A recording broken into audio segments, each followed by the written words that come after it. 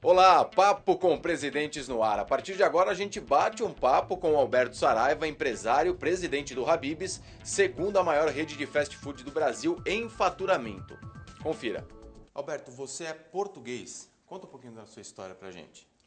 Eu sou português até por uma circunstância da vida. Meu pai eram imigrantes portugueses, viviam numa aldeia chamada Velosa, agricultores, mini agricultores, com dificuldades, e meu pai então queria ter uma vida melhor e sempre vivia sonhando com uma vida melhor e resolveu vir para o Brasil. E quando eles resolveram vir, a minha mãe estava grávida. Quando eles foram embarcar, o pessoal do navio achou melhor ela não embarcar porque ela já estava no 6º mês de gravidez. Então meu pai veio e ela retornou para a aldeia e eu nasci lá. E depois de 6 meses, aí sim ela veio para o Brasil. Então nasci em Portugal nessas circunstâncias. Eu tenho outros irmãos que são brasileiros, mas eu sou legítimo, português legítimo. Aliás, Alberto não, doutor Alberto, você é médico. Eu sou médico, me formei em medicina pela Santa Casa, né?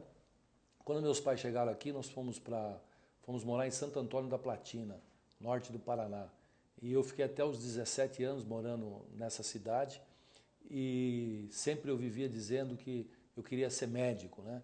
E pus isso na cabeça. Aí nós viemos, eu vim para cá prestar vestibular, tive dificuldade para entrar na faculdade de medicina, porque eu não tinha uma formação básica muito forte. Demorei 3 anos para entrar, fiz cursinho 1 ano, terceiro colegial e cursinho, depois o segundo de cursinho. No terceiro ano que eu consegui somente entrar nas faculdades, entrei em várias faculdades, escolhi a Santa Casa por ser hospital escola, né?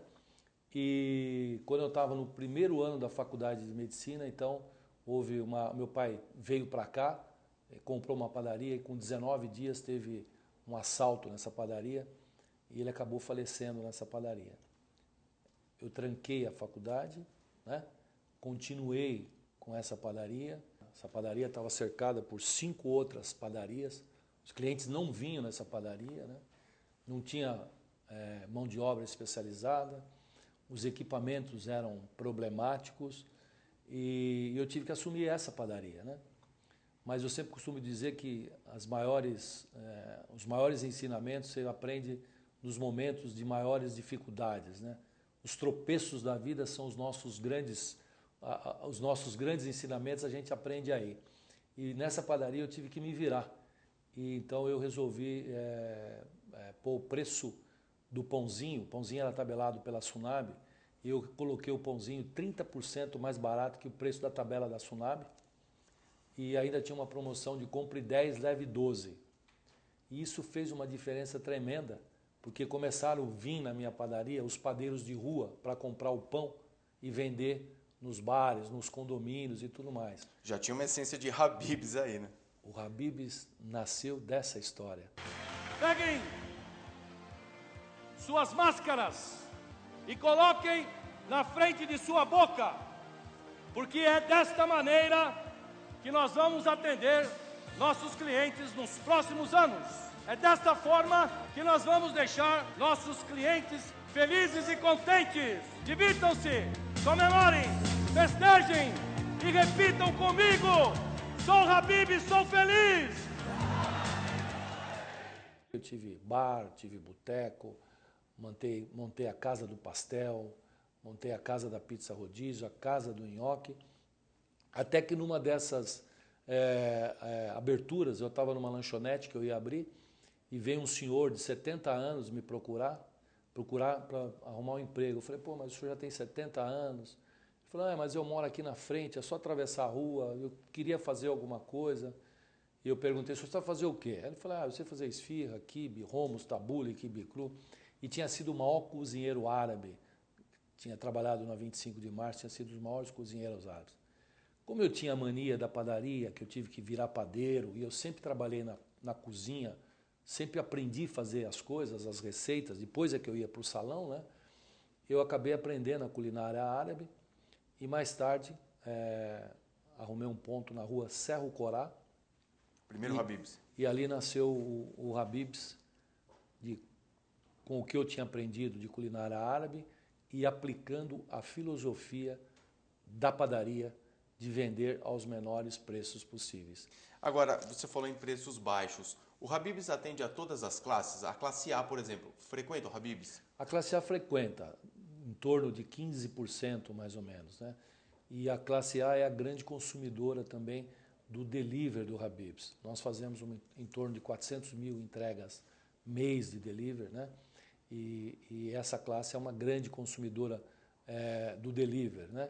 Mas eu diria que a classe B representa alguma coisa em torno de 12% a 15% também, e a classe C é a classe mais dominante, a classe C e D, que representa. Bom, mudando um pouquinho de assunto, Alberto, não é apenas o Habib's que você comanda, existe o grupo Al Saraiva. Fala um pouquinho sobre ele pra gente. O grupo Al Saraiva é a holding, né?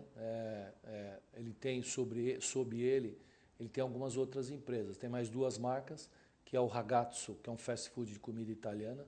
A gente costuma dizer que é o fast food italiano do Habib's. E tem o Box 30, que é uma marca que nós estamos lançando agora, em que qualquer produto que você comprar acima de 30 unidades, você leva em dobro, sem pagar por isso. E além disso, tem as outras empresas, né? Nós verticalizamos as empresas. Então a indústria de sorvete hoje é a Ice Lips e Porto Fino, pertence ao Habib's. A indústria de pães, Arabian Bread, pertence ao Habib's. A indústria de laticínio, de queijos, mussarela, cremeli, pertence ao Habib's. Durante todos esses anos, o que a gente procurou fazer, Marcelo, foi verticalizar a empresa. Agora, uma verticalização como essa demanda quantos funcionários? Hoje o Habib's tem mais ou menos 20 mil funcionários, mas, por exemplo, uma indústria, por exemplo, como a do sorvete, tem em torno de 600 funcionários. Um laticínio tem aí uns 300 funcionários, que é uma quantidade. Dá mais trabalho, a verticalização dá mais trabalho, né? Você tem que ter uma diretoria, você tem que ter um superintendente, você tem que ter uma equipe de compra, dá muito mais trabalho. Mas o resultado deixa a tua empresa muito mais competitiva.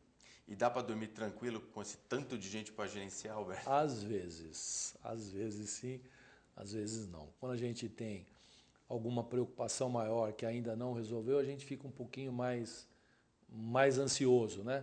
Mas na maioria das vezes a gente está sempre tranquilo. Eu tenho uma equipe de diretores muito eficientes e a maioria dessas empresas são tocadas por pessoas que nasceram profissionalmente comigo, né? Tenho um master franqueado, por exemplo, que é o responsável pela Master de Recife, Brasília, Goiânia e Salvador, era um garçom meu, quer dizer, ele iniciou comigo, né? Então eu tenho muitas pessoas que fizeram carreira comigo e sabem a maneira que a gente atua, sabem as coisas que a gente quer, e você acaba tendo uma tranquilidade maior quando você tem uma equipe dessa. E quanto tempo do seu cotidiano é dedicado ao trabalho? Olha, normalmente de segunda a sábado, eu chego aqui no escritório 9 horas e saio 10 horas da noite, tem dia que saio meia-noite, é bem puxado. E sábado e domingo eu fico um pouco mais tranquilo. Domingo sempre tem a família, né? Vai na igreja de manhã, sai para ir num restaurante, no sábado também, mas durante a semana é bem puxado. Você escreveu um livro, né? Os Mandamentos da Lucratividade. Existe receita para o sucesso empresarial, Alberto? Eu acho que existe receita, né? Nesse livro, ele transmite isso, né? Os 10 mandamentos da lucratividade. Na verdade, é os 10 mandamentos não só da lucratividade, mas de como você vencer na vida, né?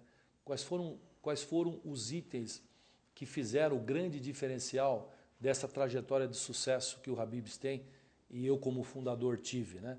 Você errou muito até chegar a essa cadeira de presidente? Eu diria que os erros meus foram cometidos no embalo, né? Foram cometidos na motivação de fazer o certo e de fazer as coisas acontecerem. E eu não me arrependo nada, porque os erros é que ensina, né? Quando você faz uma coisa certa e não comete nenhum erro nenhum, você não guarda a lição. Mas quando você comete algum erro e você depois o conserta, você aprende a não cometer mais aquele erro, e aquele erro te traz alguns diferenciais que outras pessoas que não erraram não têm, né? Então, eu diria que a minha vida foi uma vida abençoada, porque eu aprendi muito com os erros e hoje eu não os pratico com a mesma intensidade, né? Logo que a gente chegou aqui, eu prestei atenção numa frase que estava bem na entrada, que ela dizia o seguinte: escritório de fazer tudo dar certo, que fica logo ali na frente. O que tem por trás dessa frase? O que significa isso? Esse é o grande objetivo, né? Aqui na empresa a gente não tem essa história, não deu certo, não consigo, não tenho dificuldade. Eu sempre transmito para as pessoas: qual é o teu problema? Conta o teu problema que eu vou resolver. Qual é o teu problema? Qual é o teu problema? Qual é a tua dificuldade? Então a gente procura trazer essa filosofia de que não existe nada impossível, de que tudo é possível resolver. Quando você tem conhecimento, quando você tem garra, tem vontade, tem disposição, você resolve qualquer parada, por mais difícil que seja, né? Então, esse escritório de fazer tudo dar certo carrega essa filosofia. Você pensou em desistir em algum momento? Eu pensei em desistir em um momento, e aí entrou um outro diferencial que fez parte da minha vida. Foi no momento que meu pai foi assassinado, né? Porque eu levei meu pai, num domingo, às 5 horas da tarde, eu levei ele para trabalhar na padaria. E ele tinha um Opala e ele me emprestava para mim sair. Eu fui dar umas voltas e quando eu voltei 11 horas ele estava morto, estava estendido no chão, né? E isso foi um trauma muito grande, porque ali eu perdi o meu pai, que era o meu grande ídolo, né? Eu tinha 19 anos, meu grande ídolo, a pessoa que sempre me motivava, né? E perdi minha fé em Deus, né? Porque aquilo foi uma coisa incompreensível, né? E eu fiquei um tempo com a padaria e nada dava certo na padaria. Nada, porque a padaria era ruim, era muito ruim, nada dava certo. E eu cheguei uma madrugada que já estava meio desanimado e eu peguei um táxi para ir até a padaria e eu contei a história que tinha me acontecido, meu pai tinha falecido, aquela coisa toda. Eu falei: esse dia agora vai ser o meu último dia, a partir da manhã eu vou fechar essa padaria porque eu não consigo mais tocar a padaria, não tem jeito, né? E aí aquele taxista que eu nunca tinha visto, ele repetiu umas palavras que eram exatamente as palavras que meu pai falava quando eu prestei vestibular e não passava. Ele sempre falava: não desista, filho. É preciso caminhar, dar um passo a mais, não desiste de forma alguma que você vai vencer, você vai conseguir entrar na faculdade, né? E o taxista, sem nada, sem nenhum, né? Sem a gente se conhecer, falou: ó, não desista. A gente precisa caminhar, a gente precisa lutar, né? Isso foi nos anos 80? Eu nasci em 53, 72. 72, nos anos 70. É mais fácil o empreendedor vencer nos tempos atuais ou naquela época? Eu acho que o Brasil é um país que te oferece oportunidades a todo momento. Ele já oferecia oportunidades naquela época e ele continua a oferecer oportunidades agora. Então, eu acho que não classificaria se era mais fácil ou não. Acho que a questão de facilidade, volto a dizer, está mais no ser humano, né? Na maneira que ele se prepara para ele enfrentar a vida e para ele vencer profissionalmente. E Alberto, para a gente encaminhar já a nossa entrevista para o final, quais são os planos do Habib's daqui para frente? Então, o nosso plano é manter principalmente o crescimento que nós estamos tendo, né? O ano passado nós crescemos 43 lojas, esse ano estamos com o mesmo objetivo, em torno de 45 lojas. Se você pensar nisso, dá quase 4 lojas, aberturas de 4 lojas por mês, quer dizer, é um ritmo que a gente consegue sustentar, é um ritmo que a estrutura consegue sustentar com qualidade de atendimento, com produção de alimentos. Então, acho que o grande objetivo do Habib's é continuar mantendo esse ritmo, né? Habib's na Bolsa de Valores, a IPO do Habib's. Um dia isso vai acontecer? Eu acho que vai acontecer porque isso é uma tendência do mundo, né? E de tendência de qualquer empresa que quer crescer e que quer conquistar não só o Brasil como outros países, precisa ir para o IPO, né? Nós estamos nos preparando, isso não é uma prioridade que nós estamos correndo feito loucos sobre isso, estamos preparando a empresa para que daqui 2, 3 anos a gente possa fazer isso. Para o empreendedor que está começando agora, você é um homem de sucesso, o que você tem a dizer a essa pessoa? Eu tenho um capítulo no livro que eu acho que é importante, que eu coloco, que a maior herança que eu posso deixar para os meus filhos não é o patrimônio que eu vou deixar, mas sim a filosofia de trabalho que eu adotei de vender a preços menores, a preços baixos. O grande diferencial da minha vida foi esse, não vender a preços justos, mas sim vender a preços extremamente competitivos e imbatíveis. Quem aplicar essa filosofia, seja no que for, vai ter sucesso na sua vida empresarial e comercial. Perfeito, Alberto. Mais uma vez, obrigado pela entrevista. Obrigado a você, foi um prazer. Este foi o Papo com Presidentes aqui em Exame.com. A gente se vê na próxima edição. Obrigado pela companhia. Até lá.